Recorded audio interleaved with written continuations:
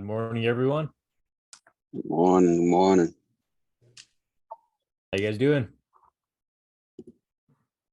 Doing good myself. Good.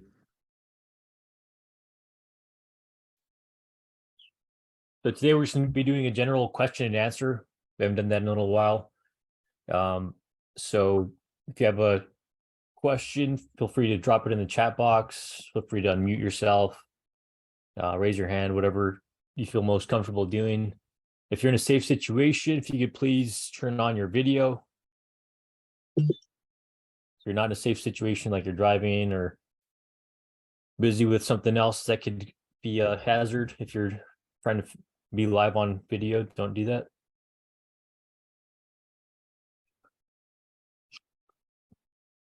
All right. Anyone have any questions off the bat?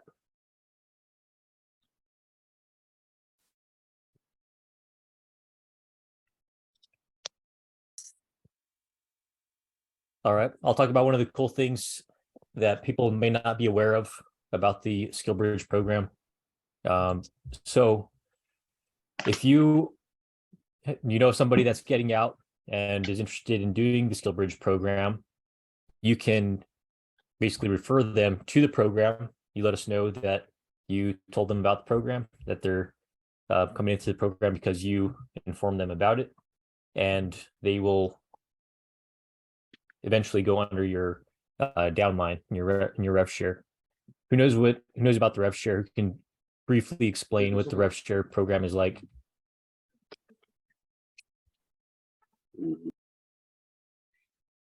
All right, cool.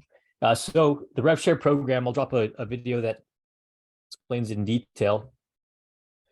But for the life of the time that you are with the company and whoever you recruit is with the company, you'll make a percentage of their transactions that they close. So if you look at the splits when you're starting out, so every year resets, and we can dive into other details about teams and how team splits are different, but in general, 16K is the cap. And so the way you reach that cap is your splits at the beginning are 80-20.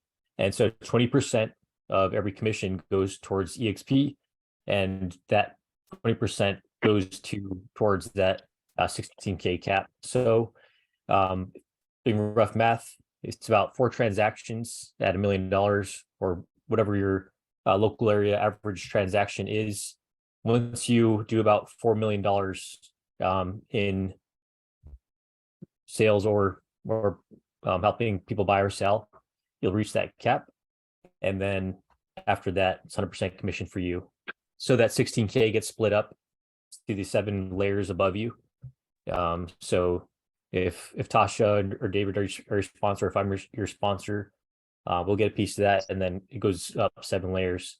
And then so if you recruit somebody, a piece of that of the transactions that they close for the rest of the time that they're with the company will go to you. And that actually goes 7 layers down. So then let's say Josh Davis, you recruit somebody. Let's say you recruited Noah Marino, and then Noah Marino recruited Cheyenne Barron. And so on and on, all the way down 7 layers. And then there's more intricacies to like the percentage you get from that first layer below you and second layer, depending on how many people you have in each of those categories. But I'll just say that there's people that are, people that are like 5 or 6 layers above us. They're making around $400,000 a month off of their downline. So it could be a very lucrative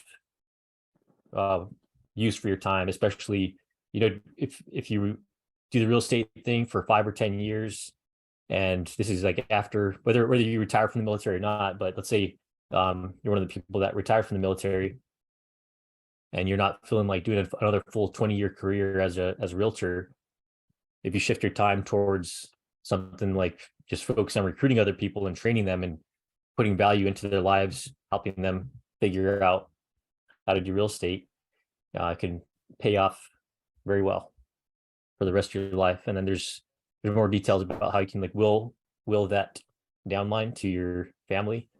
So it's not like if you die or whatever, God forbid, your downline just disappears. You can will it to your spouse. All right, any questions on that?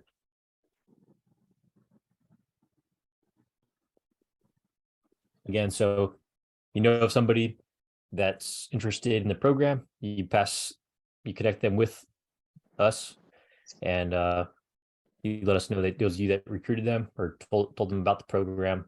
And then once you join EXP, they will eventually go in your downline.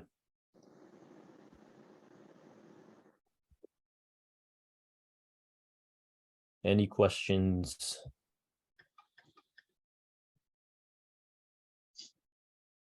All right. Another question that we often deal with is like, what's the best way to prepare for exams?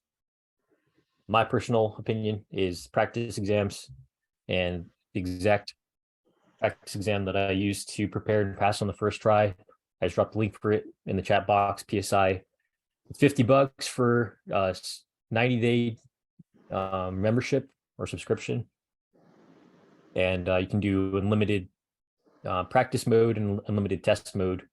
And it's not like the actual licensing test; it's just very close to what that will be like. And honestly, if you had to either do nothing but the licensing course or nothing but this licensing exam, like if you had to choose one or the other, and then you had to take the test at the end of a month or 2 month period, I think if you just did this practice exam over and over again, you'd pass. But if you do both, then you'll definitely pass first time, no problem. Any questions on that? Any comments? Anybody else have a better testing platform that they recommend?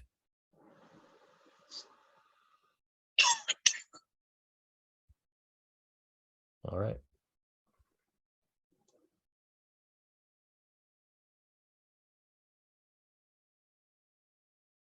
Any questions about anything?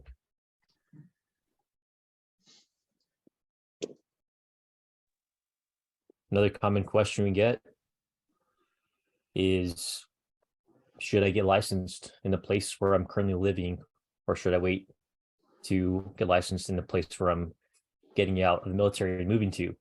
My answer to that is get licensed where you are now. If you have the option of moving to where you're going to be spending the rest of your life or the foreseeable future, talk to your command, see if it's possible. Doesn't hurt to ask. A lot of people do that, but if they do not allow that for whatever reason, then bloom where you're planted, bloom where you're presently planted, get your license where you are so you can start doing business. The other option is if you don't have to physically establish residency in the place you're going to, and if you're not able to do that from where you are, you can also still get licensed in that place where you're moving to and start, building up your online presence. You can probably do most of the things that people do on social media without even physically living there, by making videos about the local area, best place to live if you're familiar with the area, or you could also do research from a distance. But a lot of people want to hold off on getting licensed until after they're out of the program. And you guys have heard my spiel about how it takes about 8 months on average for people to start for them to close their first deal to get into production is what it's referred to as. And if you wait until after you're out of the military and after you're out of that comfy paycheck, then it's going to be pretty scary in order to stick it out and actually make real estate a career for yourself. So yes, get licensed where you are, or just get licensed ASAP is basically my response to that question. Dustin, are you going to say something?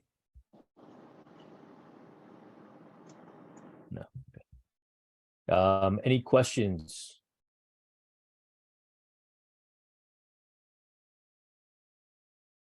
You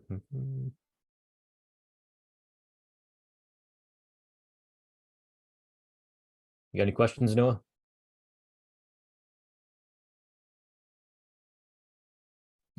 No questions for me.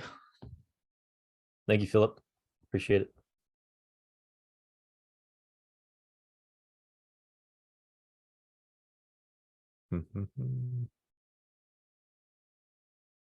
So one of the things that I recommend to everybody to start getting their business started that you could be doing right now as an unlicensed person, and think it like it, in order to like explain like why you can't do licensed activities when you're not licensed.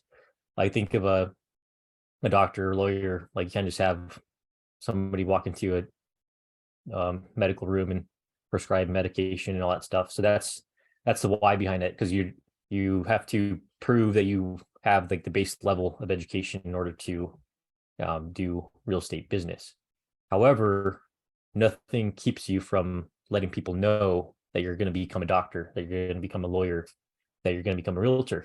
So you can 100% start having those conversations, have those forward conversations with people, letting them know that you're on your way out of the military, just catching up with them, seeing how they're doing, letting them know that you're getting into real estate, and then establishing that continual relationship with them, if that's the kind of person you're talking to, and continue to check in on them, see how they're doing, see what kind of pain points they have going on in their lives. Pain points as far as growing their family, moving, PCSing, new job, downsizing, whatever it is, all those different pain points that you can hear from people. You can use those pain points to help them.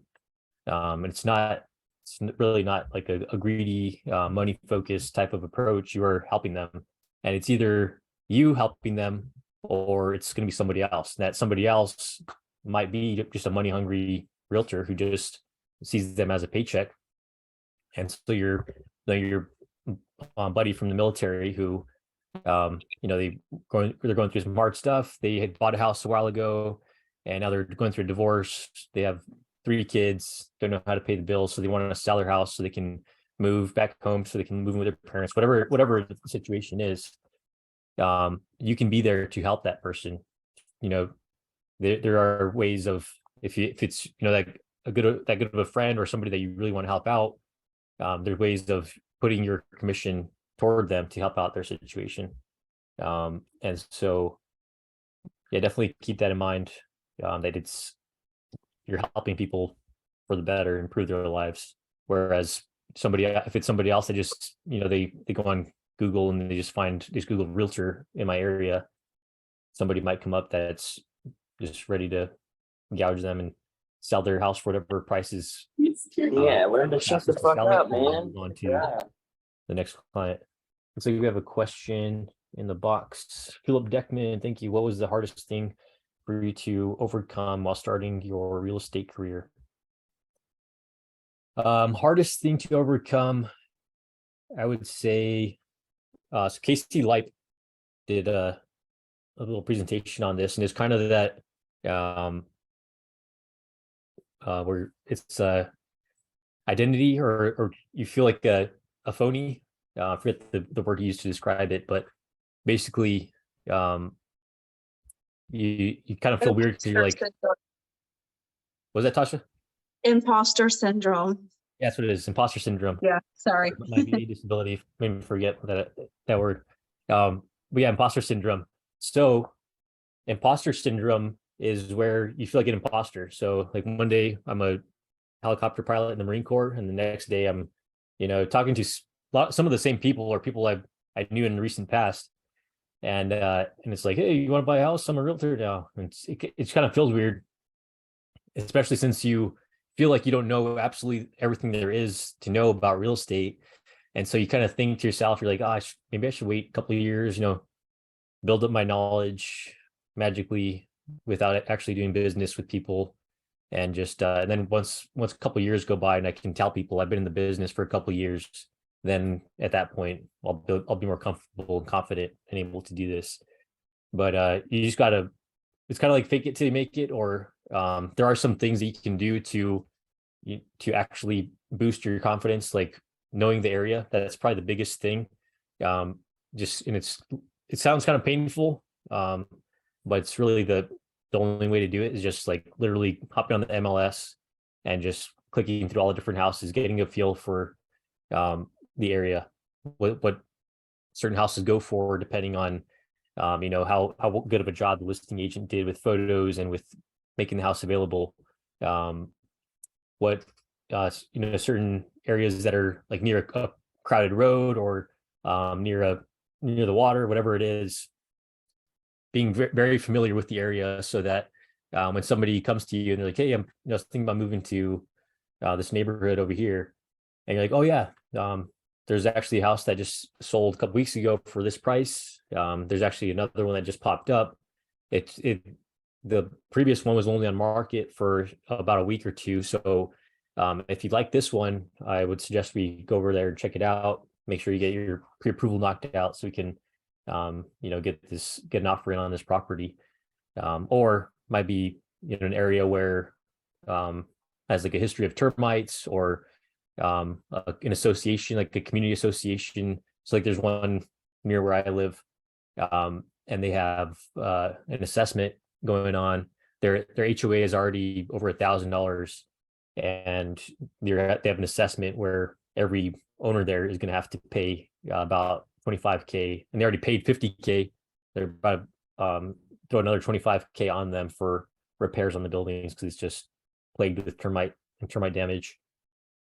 But yeah, having that market knowledge, and there's nothing holding you back from gaining that market knowledge, so that when you a few weeks after you get licensed, you're talking to some of your buddies from your old command, you don't feel like you're just them in civilian clothes. You actually have that knowledge from the MLS, from other websites where you can pull that data from, and you're able to convey to them like why you do have valuable information to help them with this important transaction.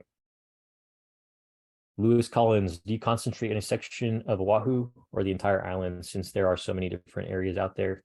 This is probably the same for others in large population areas. Yes. I do kind of concentrate on Kailua because this is where I live. And ideally I don't want to have to drive all the way to the other side of the island, especially like North Shore, Waianae, way out there where it's like an hour drive, and then if you don't time it out just right, you'll be on the road for a solid 2 hours because of traffic. But I do have a pretty decent knowledge of the whole island, but I do focus on my local, like 10 to 15 minute driving radius. But it is good to know the entire area that I would say the area that you're willing to drive to. So in our case, it's on this island, it's like an hour radius. I do have general knowledge of like the entire hour radius. And so whatever that is for you guys, I know Texas is a big state, California, and I know there's drastically different markets and like farmland and different things you got to know about. But when you're just starting out, you kind of have to be willing to do anything. My buddy who lives over in Eva, any lead he has that's over on this side of the island. So Eva is about an hour drive from here. So any lead that he has on the east side of the island, which is far away from him, he just gives them to me because he just doesn't even want to deal with driving that far. And so, yeah, just keep that in mind when you're building that market knowledge. Like you can start small, start right around your walking distance, and then build out from there. To add on to Lewis's question, do you have a certain niche you attack? Listings only, military, FISBO, farming area, divorced? Great question. Thank you. I would say the niche that we attack is military because we know the lingo. We're able to, so there's lots of, so if you look up your local area, there's probably 50 to 100 Facebook groups where it's like moving to Oahu, moving to Hawaii, PCS to Hawaii, vacationing to Hawaii, whatever it is, or Hawaii rentals, Hawaii buy sell trade. All those Facebook pages have people that are, just put yourself in their shoes. Like if you're moving to a new area and you want to find a place to live, not buy, just live in general.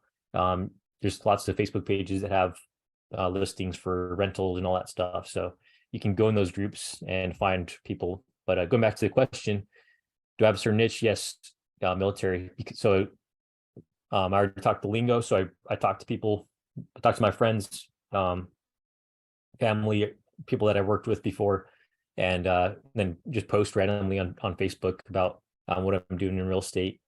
And so military folks will reach out to me. They know, trust me, and I'm able to relate to them because I know what they're going through. It's also really easy to, another reason I focus on military is because, so when I was first starting out, I was like, I want, brand new to this career. I want to climb as fast as I can.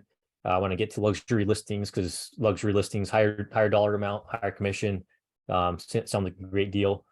But if you look at the data for luxury listings, I would say like 50% of them don't sell and they end up canceling or switching realtors. And then 25% of them, I would say, or more, take like a solid year to sell. And so after I noticed that, I was like, maybe I don't want to deal with some really uptight person that's constantly asking for updates on have I been showing their house at every opportunity, what did the people say about their house, all that stuff. Like I don't really want to deal with that kind of person who's just like over the top with their demands, and then you do everything you can for them, and then house doesn't sell. There goes all that time and money you put into that. So military, there's like a timeline where they need to buy or sell, and so it's much easier to work with them. They have more realistic expectations for stuff because they're in that time crunch for before they're bogged down with military work. And then the rest of the question was listings only, military FSBO. But yeah, there's lots of websites that can help you with like if you want to do focus on probate. There's probate websites that have leads that are going through that, and you can focus on that and become an expert. There's lots of different niches. So like if you go on EXP World, there's classes about condos, and so I remember going to a class for this lady that's like the expert on condos in Florida, and she knows everything about every condo building, all the ins and outs about the rules for the association, who allows pets, who doesn't, who has upcoming maintenance assessments, all that stuff. And so that's definitely something you can become an expert in and just do nothing but condos. Or like there's people that love living in town and love driving around town. So here town is Honolulu, like crowded city, limited parking, all that stuff. And so if that's the type of lifestyle you enjoy, then become the expert there. And there'll be people like me who aren't crazy about living in town who will send you leads because we don't want to deal with having to park a mile away from the place you're going to go show and catch an Uber to the showing. Let's see with this other question. I hope to test by the end of the month, and we'll still have July in the program. What can we expect to do once licensed and still in the program? So like I said, when you're licensed and in the program, you're kind of just starting that clock on that 8-month average. So if you're above average, might be 5 months, might be 1 month of the time it takes on average for a newly licensed person to close their first deal. So with you having a month or whatever the amount of time is you have left in the program for anybody in the audience, that's just eating away at that clock to get to that first transaction. You might already have a friend that's ready to close a deal, and there's ways of us ending your time early in the program. If you have leave, or depending on the situation, we could graduate you early from the program so that when the transaction closes, you can earn that commission. Most transactions take an average of 30 to 45 days, unless you have a cash buyer who you can close in like a week. But yeah, on average, it's going to be about 30 to 45 days to close that transaction. And that's not even accounting for shopping around with them. So let's say I bump into my best friend, Kari Kimball. We serve together, and she's ready to buy a house with me. And we go shopping around, see a few houses 1 week. She starts to get a refined taste of what she's looking for. Another couple of weeks go by because she's busy the following week. And then in the third week, she finally finds houses that she likes. We put an offer in, get beat out. The second week, finally find a house that she likes, put an offer in, offer gets accepted. So right there, a month just to find a house, and then you still have another month and a half to close a transaction. So yeah, I 100% recommend getting licensed as soon as possible to start that clock working towards your first transaction. And yeah, if you're licensed in the program, I'm more than happy. If you're here on Ireland, I'm more than happy to have you come out and shadow me for whatever I do. And likewise for anyone else, if you're in California, there's lots of folks on the Quilt Group team that are available to have you sit open houses with them once you're licensed and do other license activities. Do you believe, Noah Marino said, do you believe it is necessary to have social media presence in order to have a successful career as a licensee? So do I believe it's required? No, there's plenty of folks that are still doing very well because they've been in the business forever, or they're just really good with their upkeep of their network. So if you're able to, constantly reach out to your family and friends via text message, calling them the old-fashioned way, then you really don't need to. But it is like a force multiplier, because when you make like a video about your local area, that video, it's like it becomes an employee for you. And so throughout the 24 hours of the day, 7 days a week, people are looking, your video might pop up on someone's feed, and that video is working for you, letting them know that you're in a certain area in real estate business, and attracting more attention for potential leads. So it's not mandatory. It's not an essential piece to being successful in real estate, but social media is definitely a force multiplier in getting business. All right. Any other questions?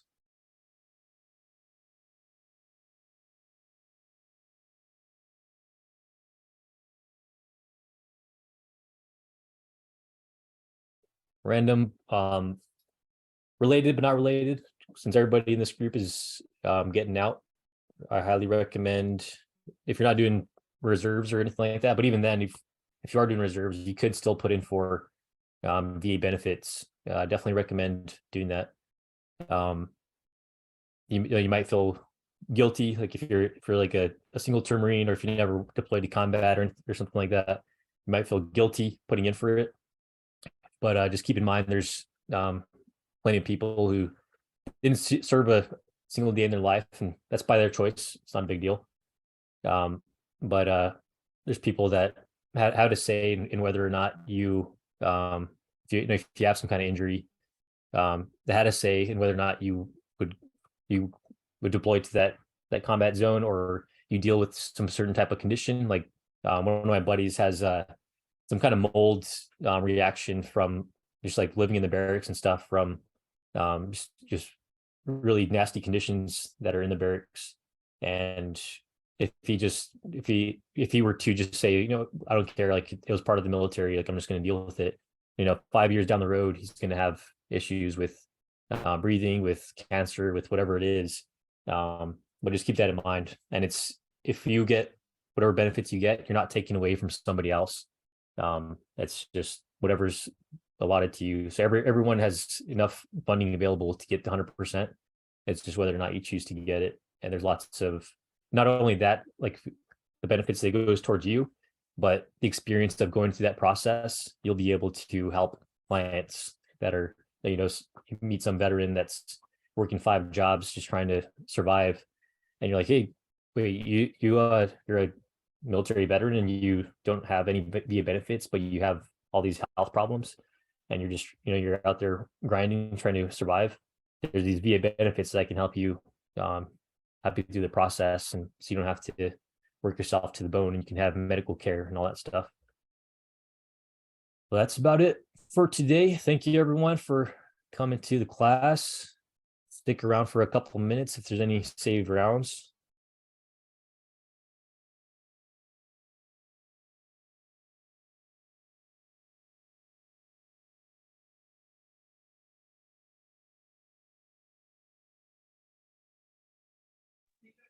Have a good one. See you, Carrie. The Carrie or Kari? It's Carrie. Carrie. Yeah, I'm used to everybody. Carrie or Kari, I answer to both, so we're good. All right. Kind of like me. Take Zor or Zoar. Yeah. You just get used to it and you're like, as long as you're not calling me out of my name, we're good. Yeah. All right, y'all take care. You too. See you. Thanks, OR. See you, Tasha.